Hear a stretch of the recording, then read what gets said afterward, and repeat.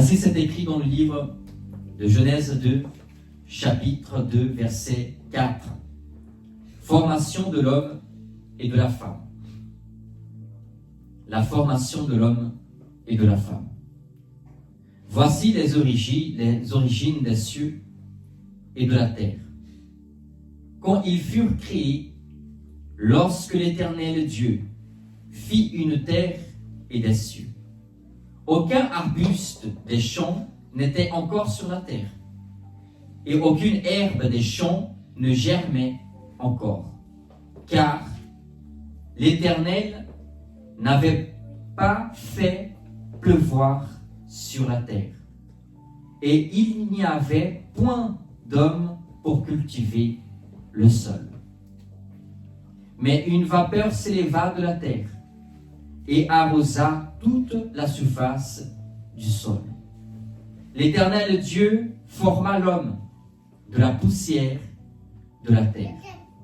Il souffla dans ses narines un souffle de vie, et l'homme devint un être vivant. Regardez que Dieu, il nous a créés pour dominer sur la terre. Quand Dieu il a créé la terre, il a créé en pensant à lui donner à l'homme, à donner la terre à l'homme. Dieu a confié cette planète à l'homme. Et tout ce qu'il y a dans la planète, Dieu a donné à l'homme. La Bible dit que Dieu n'avait pas encore fait pousser des arbustes et des arbres, des choses pour être cultivées, parce que Dieu n'avait pas encore créé l'homme. Tout ce qui est là, dans cette terre, a été fait pour l'homme et ce n'est pas pour le diable. Mais les temps ont passé et les hommes ont pris tout ce que Dieu lui a donné et l'homme a confié au diable. L'homme, la première chose que l'homme a confiée au diable, c'est la création de Dieu lui-même. Aujourd'hui, il y a des gens qui sont nés de Dieu, mais il y en a ceux qui sont possédés par le Dieu de ce monde, qui n'est pas Dieu, le Dieu véritable. La Bible dit que ce monde est dominé par la puissance du Dieu de ce monde. Qui est le Dieu de ce monde? Le diable, Satan. Pasteur, mais la Bible dit Dieu. Ça veut dire que lui aussi, il est un Dieu. Il faut que vous compreniez que tout celui qui a la domination sur quelque chose, il est considéré comme un Dieu, mais il ne l'est pas. Il est le Dieu de ceux qui lui ont donné le droit à lui d'être son Dieu. Mais nous n'avons qu'un seul Dieu, et c'est le Dieu avec la lettre majuscule que la Bible nous dit. Quand la Bible, elle donne la référence par rapport au diable, en disant qu'il est le Dieu de ce monde, il est en train dans la Bible, vous allez voir que c'est écrit avec un D minuscule et pas un D majuscule. C'est ça la différence. Comme ça, nous laisse beaucoup plus clair et nous fait comprendre que notre Dieu, il est le véritable et le Tout-Puissant. Et alors l'homme, il a pris lui-même et il s'est donné au diable, et c'est pour ça qu'il y a des gens qui sont possédés aujourd'hui. Mais la nature de l'homme n'a pas été faite pour se rendre au diable, mais a été faite pour avoir l'Esprit de Dieu en eux et être l'habitation de Dieu en eux. Dieu, il a donné la puissance et le pouvoir à l'homme. Pasteur, prouve-moi que Dieu nous a donné le pouvoir et la puissance.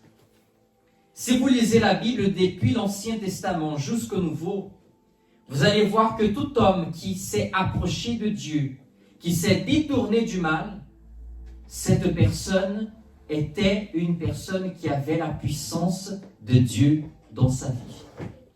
Élie, il a invoqué le nom du Seigneur et Dieu a répondu avec une boule de feu qui descendait du ciel. Élie, il a prié pour que la terre cesse de pleuvoir. Pendant 3 ans, il n'y a pas eu de pluie. Élie, ensuite, il prie pour que Dieu envoie la pluie. Et Dieu envoie la pluie. Auparavant, on avait des hommes qui disaient au soleil de s'arrêter, et le soleil s'arrêtait. Vous vous rendez compte de qu'est-ce que c'est que cela? Pour le monde aujourd'hui, c'est comme si cela c'était un mythe. Mais tous ceux qui sont alignés, tous ceux qui ont la responsabilité de son alliance avec Dieu et font très attention pour ne pas sortir de la voie de Dieu, ils ont une capacité surnaturelle. Expliquez-moi comment aujourd'hui nous prions et Dieu il opère des miracles. Je vous ai dit ici, parce que quand on parle par rapport aux grands miracles que les hommes ont réalisés, en donnant l'ordre au soleil de s'arrêter, et le soleil s'est arrêté. Dans le Nouveau Testament, il y a eu des véritables hommes de Dieu qui produisaient des miracles, qui prophétisaient, qui déclaraient, et sa parole ne tombait pas par terre, et Dieu accomplissait selon leurs paroles. Aujourd'hui, tous ceux qui ne laissent pas la domination du diable sont chargés de leur vie. Ils ont des capacités surnaturelles parce qu'ils ont une alliance avec Dieu. Parce qu'ils ont décidé de donner leur vie à Dieu. Et Dieu les a créés pour ça. Dieu a soufflé à l'intérieur de l'homme le souffle de la vie. L'homme, il a été créé de l'argile, de la poussière de la terre. Nous sommes fragiles. Certainement, avec un cutter ou en tombant par terre, vous vous êtes blessé déjà. Et vous pouvez voir que tout de suite, vous commencez à saigner. Parce que nous sommes fragiles. Mais Dieu, il a soufflé en nous une telle puissance qui nous rend capables de surmonter tout obstacle. Dieu nous a donné une grâce tellement grande que l'homme naturel ne va jamais comprendre. Quand ils verront ce que se passe dans notre vie, car nous sommes spirituels, beaucoup vont douter, mais beaucoup vont croire. Parce que ce que Dieu fait à travers notre vie et dans notre vie, l'œil naturel n'arrive pas à comprendre. Il y a beaucoup qui préfèrent donner gloire à cette puissance que Dieu nous a donnée au diable. Combien de fois j'en ai entendu cela? On était à l'église, des gens venaient posséder avec des esprits, on chassait ces démons de la vie de ces gens, et des fois c'était d'une façon en cascade. On commençait la réunion, on levait la main, on priait, on chassait les démons, et puis il y avait des gens qui se manifestaient avec des mauvais esprits, on les chassait. Et combien de fois j'ai entendu des personnes qui ont pris cette gloire de Dieu, de libération, de transformation de vie, et ils sont venus dans la société, ils ont dit, c'est un magicien, c'est parce que le diable est en lui, c'est lui qui met des démons aux gens. Pourquoi? Parce que ils ne connaissent pas les choses de Dieu. Mais ils préfèrent donner gloire au diable au lieu de rendre gloire à Dieu. Par hasard, le diable va chasser lui-même? Non. Par hasard, le diable va guérir quelqu'un dans laquelle lui-même il a mis la maladie sur cette personne? Il ne va pas faire ça. Parce que le but du diable, c'est vous dérober, égorger et détruire. Alors, Dieu, il t'a formé, il semble que tu es fragile, il semble que tu es faible. Même ton structure, elle est faible. Mais quand Dieu, il est dans ta vie, quand Jésus, il est dans ta vie, tu n'es plus la même personne, tu n'es plus faible, tu n'es plus petit, tu n'es plus incapable. Pourquoi? Parce que lui, il entre dans ta vie, il fait habitation pour que tu puisses sortir de cette faiblesse et de cette domination du diable. Dieu ne t'a pas créé, Église, pour que tu sois dominé par qui que ce soit. Dieu t'a formé, Dieu t'a créé pour que tu puisses vraiment profiter de tout ce que Dieu t'a donné. Tout. Mais ça ne veut pas dire que nous devons profiter selon ce que le monde nous a appris. Qu'est-ce que le monde nous a appris? Le monde nous a appris que nous avons la terre et nous devons profiter de tout ce qu'il y a en elle. Oui, tout ce que Dieu a mis sur la terre, mais pas ce que le diable a mis sur la terre.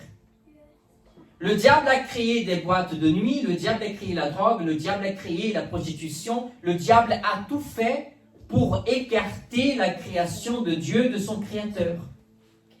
Le diable, il essaie de te confondre jour après jour avec des nouvelles religions qui viennent, qui apparaissent de nulle part. Et la base n'est pas Christ. Et la Bible dit que si la base n'est pas Jésus, alors il faut s'enfuir de cela. Il y a des gens qui cherchent une connexion avec des dieux, avec quelque chose qui peut exister ou l'écouter. Il y a d'autres qui cherchent à avoir une connexion avec les extraterrestres. Et c'est le diable qui fait ces gens être dominés de cette façon. Pourquoi? Parce qu'elle devait chercher à avoir la connexion avec Dieu. Elle devait chercher la présence de Dieu. Il y a des gens qui sont jour et nuit avec des radios, des fréquences, en train d'envoyer des données dans la fréquence vers l'espace pour essayer d'avoir une communication dans l'espace et un retour comme une réponse. Et pourquoi ces gens, si elles veulent vraiment avoir une connexion avec l'espace, avec quelque chose qui est en dehors de ce monde, parle à Dieu, prie à lui.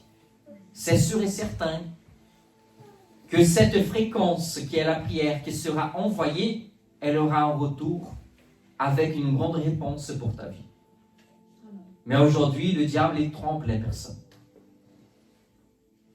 Dieu, il pouvait très bien vous créer, et c'est tout. Mais il a soufflé la vie. Dieu, il ne vous a pas fait simple. Dieu vous a créé selon son image. Vous n'avez pas encore vu quelqu'un quand cette personne, elle reçoit la possession du diable dans sa vie. La personne, elle change même d'apparence. La personne commence à faire des tatouages, elle commence à mettre plein de piercings qui deviennent horribles, elle perce son nez, elle perce sa joue, elle met des cornes. Il y en a ceux qui changent l'apparence. Mais il y en a des gens qui sont déjà dans ce cas. Et quand ils reviennent à Christ, quand ils reviennent d'où ils sont sortis, du ventre de Dieu, parce que c'est Dieu qui les a fait nés. C'est Dieu qui les a fait pousser, grandir à l'intérieur du ventre de leur mère. Quand ces gens reviennent à Jésus-Christ, leur apparence change aussi. Change, leur comportement change. La nature humaine, elle change de cette personne. Son caractère change. Pourquoi? Parce que la domination du diable lui a corrompu jusqu'au point qu'elle soit de la façon qu'elle se trouve aujourd'hui. Mais quand elle revient à la nature qu'elle est née, une personne propre, nettoyée, innocente, comme vraiment un enfant. Les enfants, si on regarde Anthony, il a une innocence. Il ne connaît pas les mauvaises choses. Et c'est ça que Jésus-Christ fait avec nous. Jésus, il retire tout ce que le diable a mis en nous. Il nous purifie et il nous fait naître de nouveau. Avec un cœur pur, avec une vie transformée. Il nous change complètement. Complètement, il nous change. Complètement. Mais pour cela, il faut que tu reviens à lui. Il faut que tu vis en lui. Il faut que tu vis avec lui. Pourquoi? Parce que tu es sa création. Et ceux qui sont venus vers Jésus, regardez leur apparence. Une personne, quand elle s'écarte de Jésus-Christ, c'est impressionnant. À l'instant, son apparence, la beauté qu'elle a, commence à disparaître. Prenez aujourd'hui une photo à vous sans Jésus. Et vous allez voir comment vous aviez une mauvaise apparence auparavant. Si moi je prends une photo de moi quand j'étais dans la délinquance, quand je faisais du n'importe quoi en Guyane française, vous allez regarder ma photo, vous allez dire, mais vous étiez vraiment possédé par le diable, c'est pas possible. C'est impressionnant. Pourquoi? Parce que c'est la mission du diable, dérober, égorger et détruire. L'apparence que j'en ai aujourd'hui, la lumière qui est en moi aujourd'hui, le reflet de Christ à travers ma vie aujourd'hui, ce n'était pas ce que je reflétais avant. C'était quoi? C'était les reflets du diable qui étaient en moi. Mais aujourd'hui, j'ai Christ, donc je suis lumière du monde. Dieu m'a racheté, il m'a repris, il m'a retrouvé et j'ai laissé le Seigneur me guider vers la lumière. Tu n'as pas été créé pour être dominé, Luis. Tu as été créé vraiment pour pouvoir, toi, dominer sur toutes les choses de ce monde. Mais le diable, lui, il est venu pour te faire comprendre que tu dois être dominé par lui. Dominé par les difficultés, dominé par les mauvaises situations, dominé par ce monde, dominé par la maladie, dominé par la misère. Non. Et c'est pour ça que la Bible dit que l'Éternel forma l'homme de la poussière de la terre. Il souffla dans ses narines un souffle de vie et l'homme devint un être vivant. Ça veut dire que sans la présence de Dieu dans notre vie, nous ne sommes rien, nous sommes juste de la poussière. C'est pour ça que l'homme, tout seul, il est vraiment dans une frustration. Mais l'homme avec Dieu, il reçoit une puissance, il reçoit une force. Il reçoit à l'intérieur d'une joie tellement extraordinaire que beaucoup se posent comme question, comment est-il possible que je sois sorti de la situation que je me retrouvais auparavant? Dans la souffrance, je vivais comme un déchet vivant. Mais aujourd'hui, je suis vraiment dans la présence de Dieu et libéré.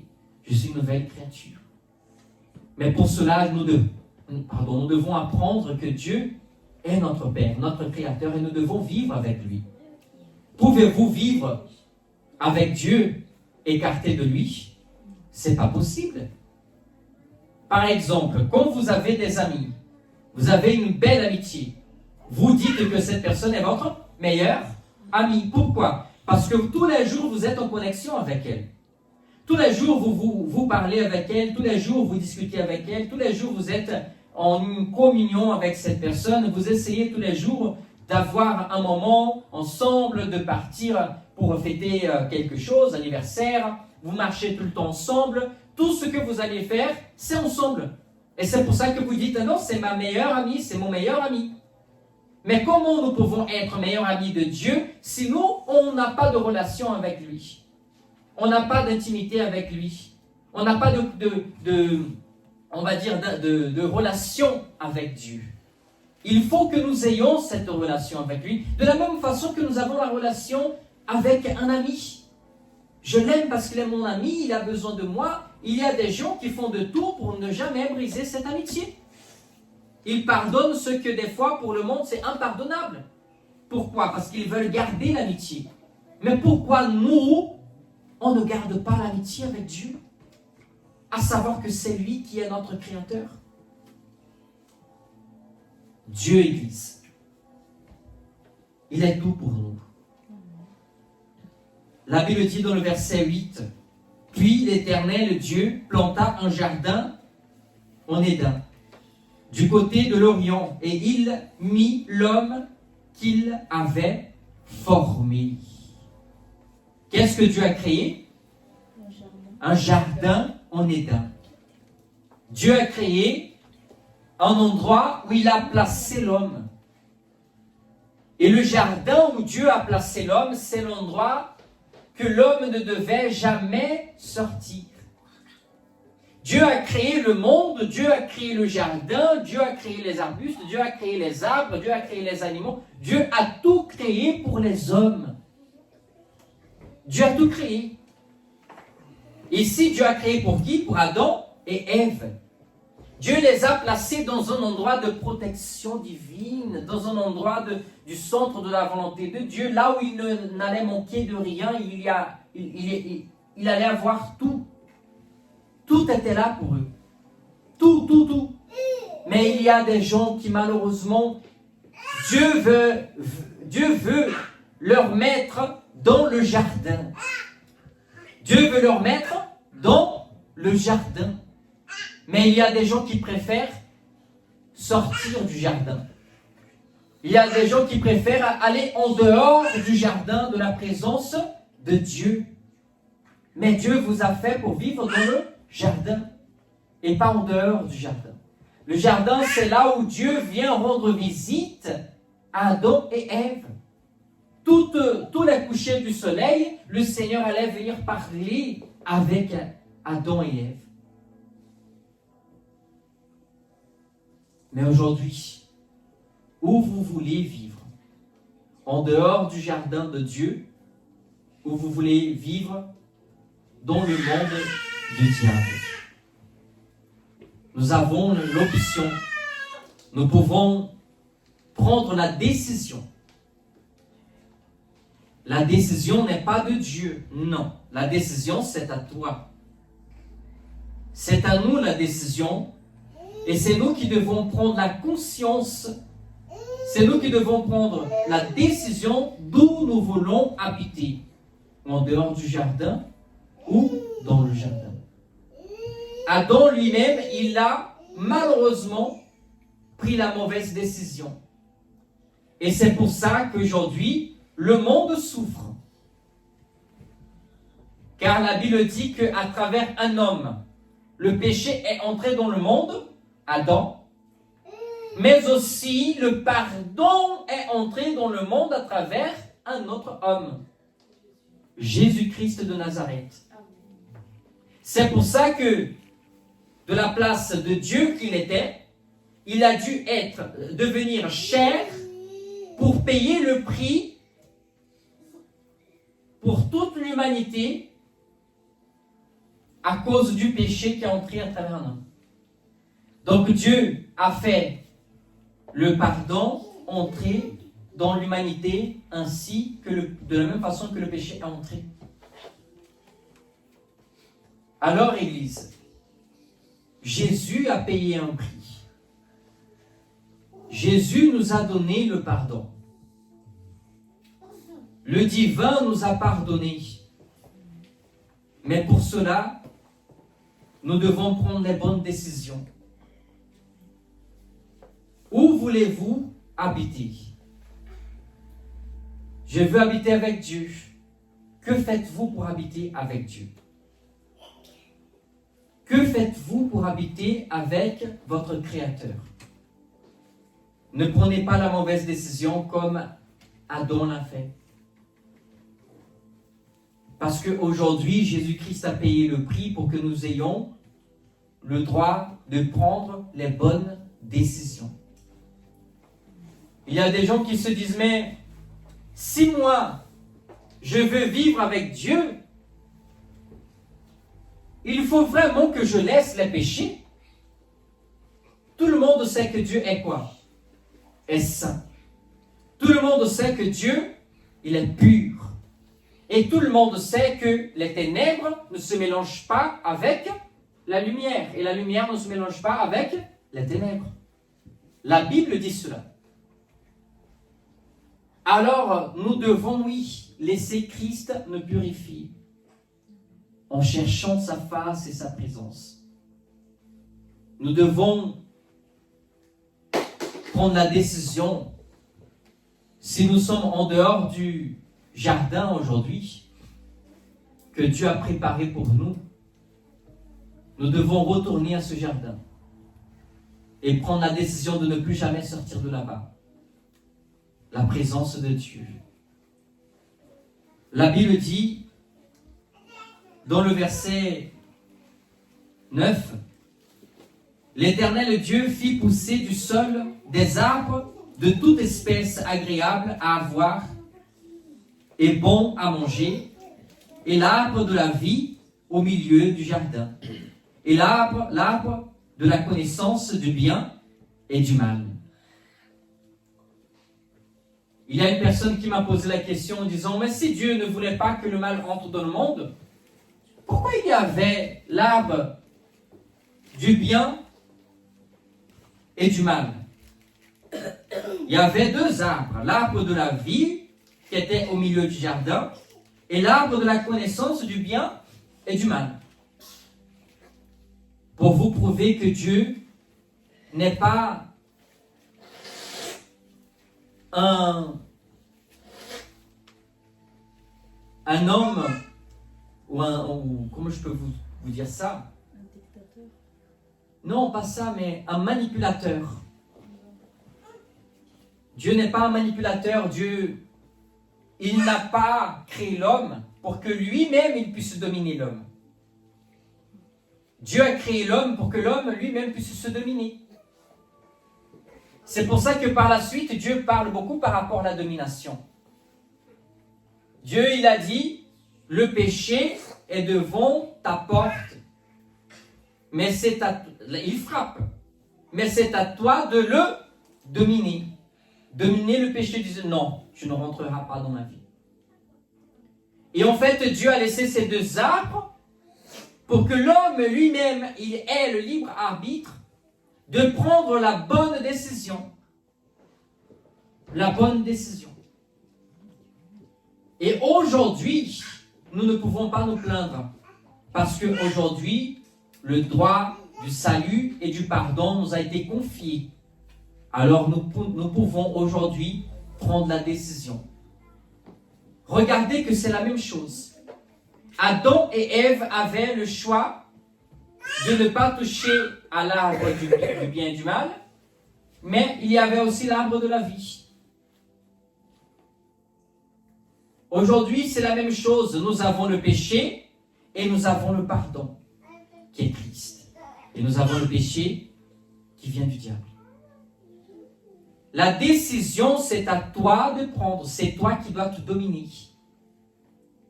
Et pourtant, tu n'es pas tout seul. On a beaucoup plus d'aide parce que nous avons le Saint-Esprit de Dieu. Mais si tu n'écoutes pas la voix du Saint-Esprit, tu ne vas pas réussir à dominer tes décisions. Alors dominez-vous parce que Dieu vous a fait pour ça. Dieu vous a fait pour réussir, pour vaincre. Dieu vous a donné le droit et le libre arbitre pour choisir qu'est-ce que vous voulez pour votre vie. Que voulez-vous? La vie éternelle? Ou vous voulez la souffrance éternelle? Jésus, il est venu dans le monde pour vous prouver que tout est possible. C'est possible pour toi. Il faut juste que tu crois. Le diable, il essaye d'empirer les situations, les difficultés. Il met des obstacles face à toi pour te prouver que c'est impossible et que tu n'es pas capable. Mais aujourd'hui, Dieu est en train de te dire que tout est possible à celui qui croit. Si tu fais confiance en lui, si tu prends les bons choix, tu vas retourner au jardin, là où Dieu va te rendre visite, là où tu vas marcher avec Dieu. La Bible dit que quand le Seigneur reviendra, Nous allons être pris par lui, ceux qui ont pris la décision de suivre Christ, ceux qui ont pris la décision de se baptiser, ceux qui ont pris la décision de croire et croire que Dieu, il est beaucoup plus puissant que le diable, parce qu'il y a des gens qui donnent beaucoup plus de gloire au diable qu'à Dieu. Et la Bible dit que si on reste ferme avec Christ, on sera plus que vainqueur. Si nous résistons toutes les ruses du diable, si nous combattons contre les ténèbres, avec la présence de Dieu en nous, surtout, la Bible dit que nous allons hériter le royaume de Dieu. Nous allons vivre éternellement avec lui. Et de nouveau, la Bible dit que nous allons marcher avec Dieu lui-même. Nous allons marcher avec Dieu lui-même. Moi, je pense beaucoup à ça. Hier, je disais dans le voyage à Bruno, regarde tout ça. Dieu a fait tout ça pour nous. Mais imagine, je n'ai conscience que ici n'est pas notre habitation. N'est pas notre habitation celui. Pourquoi? Parce que auparavant, l'homme a mis tout ce que Dieu lui a donné dans la main du diable. L'homme, il n'a pas besoin d'aller tuer quelqu'un. Mais l'homme, il se donne la liberté de laisser le diable, il prend des mauvais choix, et le diable entre dans sa vie, il laisse le diable lui dominer, au point qu'il commet des choses qui sont vraiment horribles. Il y a des gens qui demandent des prières, et des fois je me demande, Seigneur, ces gens, elles ne lisent pas la Bible. Vous savez quels sont les types de prières? La dernière demande de prière que j'ai reçue par rapport à ce sujet, c'est quelqu'un qui demandait ainsi: je veux la prière pour que toutes les guerres cessent. Je veux la prière pour que toutes les maladies cessent. Je veux la prière que l'amour revienne dans le monde. La Bible dit que les guerres et les rumeurs de guerre, ils vont venir. La Bible dit qu'il y aura une grande tribulation, une grande souffrance. La Bible dit que Dieu trouvera l'amour quand il reviendra sur la terre. Est-ce qu'il le retrouvera? Si la Bible déjà dit cela, imaginez-vous. L'homme, il est imparfait. Mais que l'homme, il laisse Dieu entrer dans sa vie, Christ, il commence à faire cette personne devenir parfait. C'est dur, c'est compliqué. Mais la perfection de Dieu commence à s'accomplir en toi. C'est pour ça que tu commences à faire ce qui est bon, agréable face à Dieu. C'est pour ça que tu commences à pardonner ce que le monde dit que c'est impardonnable. C'est pour ça que tu commences à aimer qu'auparavant tu ne voulais pas aimer. C'est pour ça qu'aujourd'hui, ceux qui ont Christ, ils arrivent à faire du bien pendant qu'avant ils faisaient du mal. Alors expliquez-moi pourquoi beaucoup pensent que le monde sera restauré. Je vous dis, ils ne lisent pas la parole, la Bible. Ils ne cherchent pas la présence de Dieu, parce que Dieu nous a déjà tout révélé cela. Le monde va de pire en pire, parce qu'il y en a énormément de gens dans le monde qui ne prennent pas la décision de revenir à Jésus. Mais tous ceux qui sont revenus, Dieu a déjà dit, ce monde n'est pas pour vous, et vous n'êtes pas citoyen de ce monde, vous êtes citoyen des cieux. Alors prenez la décision d'être citoyen des cieux. Et ne laissez pas le diable vous dominer. Dominez le péché en disant tu n'entres pas dans ma vie. Dominez la maladie en disant je te chasse par le nom de Jésus, je déclare que je suis guéri. La misère, dites à cette misère, Au nom de Jésus, je réprimande toutes sortes d'esprits de misère.